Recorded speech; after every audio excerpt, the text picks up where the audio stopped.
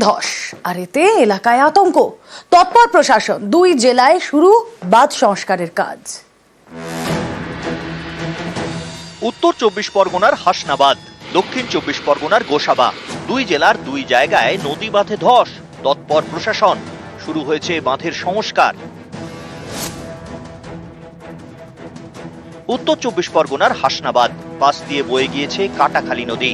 জোর কদমে এই নদীরই বাঁধ সংস্কারের কাজ শুরু করলো প্রশাসন।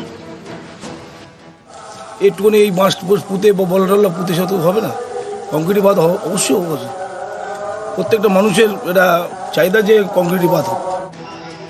হাসনাবাদ বাজারের কাছে কাটাখালী নদীর বাঁধে ধস নামে। প্রায় 120 ফুট এলাকা জুড়ে শুরু হয় ভাঙন। এতে আতঙ্ক ছড়ায় এলাকায়।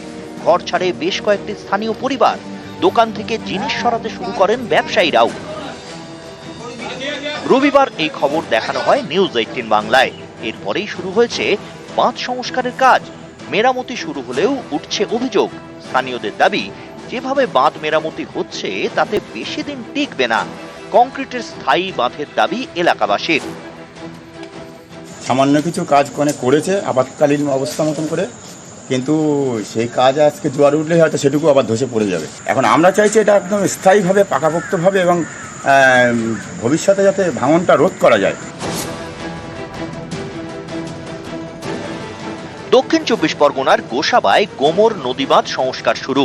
অমাবস্যার কোটালে ধস নামে দয়াপুর মৌজায় গোমো নদীর বাঁধে। প্রায় 50 মিটার ধসে আতঙ্ক ছড়ায়। বাঁধ ভেঙে গেলে আশপাশের 27টি গ্রামে জল ঢুকে পড়ত। এই অবস্থায় দ্রুত পদক্ষেপ করে প্রশাসন। বাঁধ মেরামতির কাজ শুরু করে সেচ দপ্তর।